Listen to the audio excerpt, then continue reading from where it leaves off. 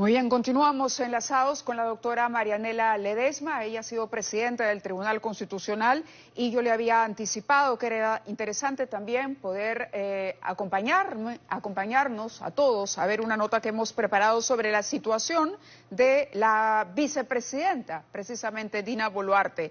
Eli Yutronic tiene la nota a continuación y doctora Ledesma, la invito a verla para luego comentarla. Encantada. Justicia no hay en la tierra, justicia solo en el cielo, donde no hay ricos ni pobres. Así entonaba Dina Boluarte la canción que representa la justicia. Una justicia que durante su gestión como vicepresidenta y ministra de la República parece haber olvidado. Firmando documentos en su calidad de presidenta del Club Apurímac, mientras se desempeñaba en el segundo cargo más importante del Ejecutivo, según informó la Contraloría General de la República, acusación ratificada por el exalcalde de Lima, Jorge Muñoz, quien indicó que la también titular de la cartera de Desarrollo e Inclusión envió documentos al municipio limeño, representando al mencionado club privado, con su rúbrica plasmada en todos y cada uno de los papeles, el último con fecha de 7 de abril del 2022. A la municipalidad han llegado una serie de documentos firmados por ella, que están referidos a estos temas. El último documento que yo vi fue del mes de abril, pasado, y ella en ese momento tenía 3 condiciones. Era todavía funcionaria de RENIEC porque no había renunciado a RENIEC. Lo más importante es que era vicepresidenta y además ministra de Estado. El destituido alcalde de Lima reconoció que Boluarte Segarra aprovechaba los eventos protocolares del gobierno para hablar sobre asuntos del club al que representa y, no contenta con eso, lo llamó a su teléfono celular y a la alcaldía con tal de solicitar una cita con el ex burgomaestre.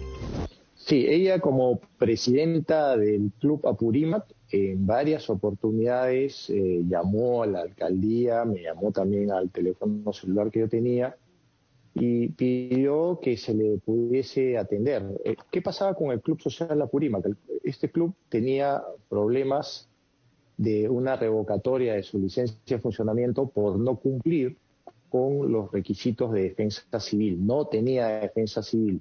Además, había muchas quejas de vecinos por ruidos molestos.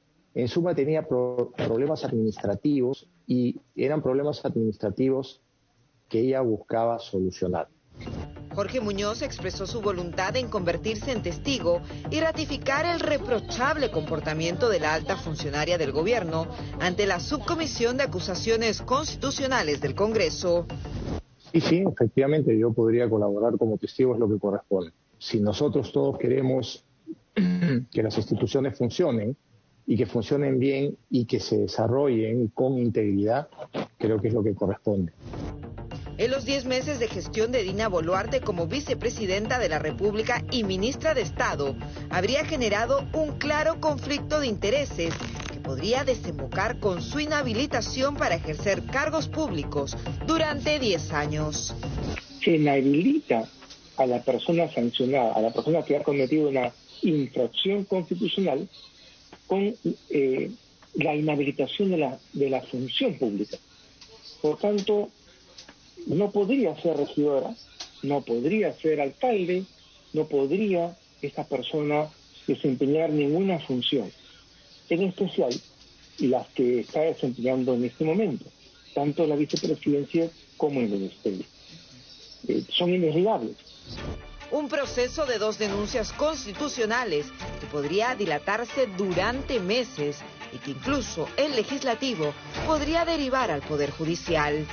Hay 3 etapas, en cada una de ellas la señora Dina Boluarte puede hacer uso de una defensa adecuada, una defensa técnica, llevar a su abogado, defenderse, presentar las articulaciones que juzgue necesarias, y lo que significa de que en la cautela del debido proceso y en la necesidad que los congresistas establezcan una certidumbre sobre los hechos producidos, estas 3 etapas bien podrían demandar por lo menos mes y medio o hasta 3 o 4 meses.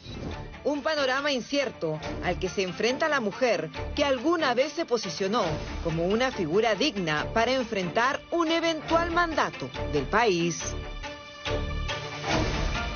La doctora Marianela Ledesma nos acompaña y la pregunta sería, ¿usted considera, doctora, que hay una infracción constitucional clara cometida por la vicepresidenta? Y de otro lado quisiera aprovechar también para preguntarle por los caminos que podría tener el Congreso en el caso del presidente. Abierta la investigación y desarrollándose la investigación de Pablo Sánchez en este momento. Ya, en relación a la pregunta de la vicepresidenta Boluarte, tendría que partir por afirmar que cuando uno asume el ejercicio de la función pública, jura respetar los términos de la Constitución. Ese momento es el momento quiebre que uno expresa su voluntad de acatar las reglas expresamente que señala la Constitución. Y en el caso concreto de la señora Boluarte, la última parte del artículo 126 de la Constitución textualmente señala que no cabe involucrarse en tema de gestiones de intereses, de intereses privados cuando uno ejerce el cargo público. De acuerdo. Por lo tanto, la respuesta está en el propio texto de la Constitución. ¿Qué pasa con el caso del presidente y el Congreso de la República? El presidente no ha sido vacado, se ha intentado vacarlo en 2 ocasiones, pero no se ha llegado a los votos. Pero él, a partir de lo que hoy conocemos, ¿podría ser posible de una acusación constitucional? A ver, si partimos de la imputación de un delito, no podría ser posible de una acusación constitucional porque está protegido por el artículo 117, lo que no impide que lo investiguen. Que lo investigue el Ministerio Público hasta que se logre determinar si es que hay un delito y si hay una posible responsabilidad penal, que ese ya es otro escenario. Correcto.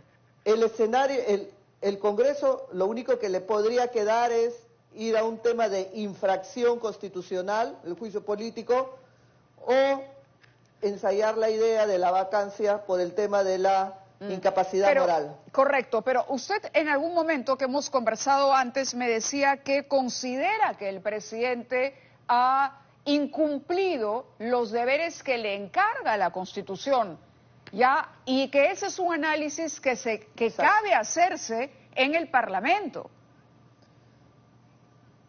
Perfecto, sí, sobre esa idea está orientada a lo siguiente. Mire, hay que recordar que el presidente de la República es jefe de Estado y jefe de gobierno, que como jefe de gobierno dirige la política general del país y que también tiene deberes, y yo pongo énfasis, deberes constitucionales que cumplir, como por ejemplo, ¿qué deber constitucional tiene que cumplir?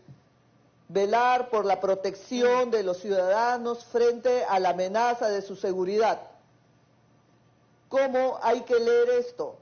Vivimos momentos de temas de delincuencia, de temas que afectan la seguridad ciudadana, crimen organizado, convulsiones políticas. Todo eso forma parte del deber que tiene el mandatario de tutelar y proteger a los ciudadanos. El no cumplir idóneamente con su función, al no dirigir correctamente la política de Estado, al designar personas que no son idóneas de manera reiterada y asumir en una política de generar más bien situaciones que afectan el bienestar de los ciudadanos, es una forma también de incumplir un deber constitucional que perfectamente el Congreso puede analizar como una causal de infracción constitucional. Por haber Es su tarea. designado, por ejemplo, personas no idóneas, es más, con antecedentes penales en ministerios que tienen que atender una crisis en este momento y dejar desprotegida a la población, si la entiendo bien. Ahora, en este momento, Pablo, sí, ¿cuál es la situación de la Junta de Fiscales Supremos? Otro fiscal, supongamos que Pablo Sánchez deja de ser fiscal de la Nación, el que lo suceda en el cargo, ¿podría dar marcha atrás? Es decir, volver a interpretar como lo interpretó Zoraida Ábalos la situación del presidente y decir, suspendo una investigación ya abierta e iniciada por Sánchez. Bueno, está dentro de las prerrogativas que el Ministerio Público puede hacerlo. Yo me atrevería a decir, si la investigación se ha iniciado, tendría que darse grandes justificaciones para decir por qué se va a suspender una investigación, ¿no? Claro, En líneas generales, la investigación debería continuar al margen de quién sea el fiscal de la nación. ¿Tiene entonces su respaldo o tiene su opinión favorable en lo que ha hecho Pablo Sánchez ahora? Definitivamente. Siempre he sostenido que nada impide que se hagan las investigaciones al presidente de la República, pero ojo, hay que tener mucho cuidado y mucha ponderación en las medidas restrictivas que se le pueda dar. Claro, ya lo habíamos analizado. Que no afecten su labor como jefe de Estado. Bien, doctora Marianela Ledesma, hemos preparado un organigrama que yo quería que usted vea. En realidad es un organigrama de la hipótesis que maneja la Fiscalía sobre esta organización criminal. A la cabeza estaría, siempre en condicional, el presidente de la República, Pedro Castillo, con dos operadores importantes. Uno sería Bruno Pacheco, ex secretario general de la Presidencia, en este momento prófugo de la Justicia. El otro, el ex ministro Juan Silva, ex ministro de Transportes, contra quien la Fiscalía ha pedido ya impedimento de salida del país. En el camino y en la estructura hacia la mitad vemos a otros dos operadores, los sobrinos del presidente, Gianmarco Castillo y Fray Vázquez Castillo, uno de ellos también prófugo de la Justicia.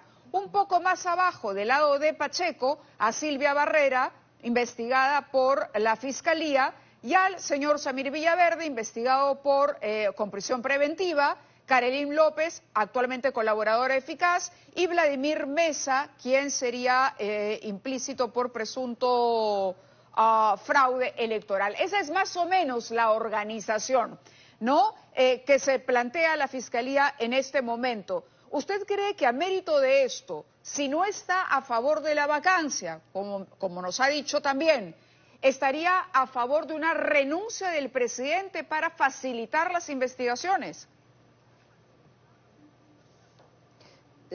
Debo empezar señalando que es una pena la descomposición moral en la que viene desencadenando nuestro país, no de hoy, sino de hace muchas décadas, ¿no?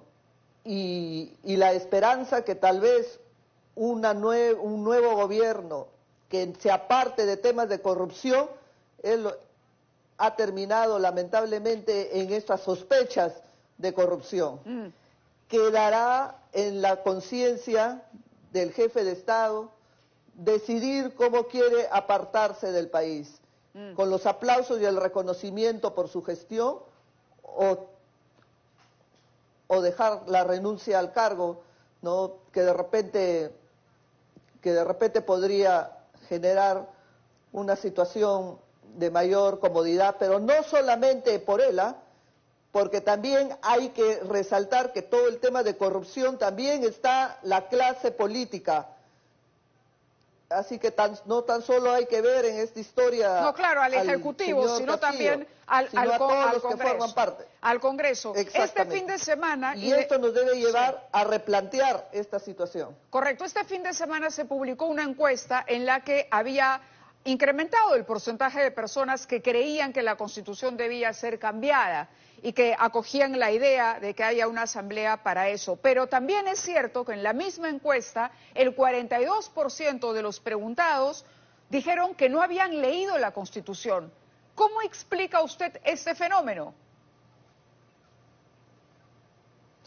Bueno, yo podría explicar o asumir que hay un descontento de los ciudadanos que realmente no se sienten representados por su clase política y que quieren atribuir ese descontento por el tema del cambio de la Constitución. Sin embargo, tenemos que ser claros, ¿no? Cambiar la Constitución no va a hacer que mejore la capacidad laboral, el tema de la pobreza, el tema del medioambiental y todo lo que mueve nuestro país. Eso no significa que no haya reformas, pero otra cosa es ir a hacer cambios tan trascendentales como cambiar una Constitución. De acuerdo.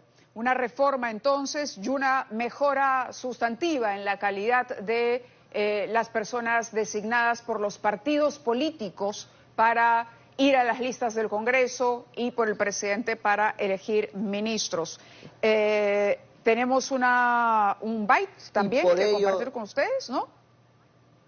¿No? Vamos a la pausa entonces, agradeciéndole a la doctora. Correcto. Doctora Ledesma, muchísimas gracias por acompañarnos. Ha sido usted muy amable por explicarnos. La doctora Ledesma fue una de las voces que alzó primero y reclamó al presidente renunciar al cargo. Ha dicho Guido Bellido que en efecto, que antes también había corrupción en el aparato estatal. El tema es que nunca como hoy, antes de cumplirse un año de gestión, la corrupción había sido tan evidente, por lo menos a partir de los indicios que han aparecido.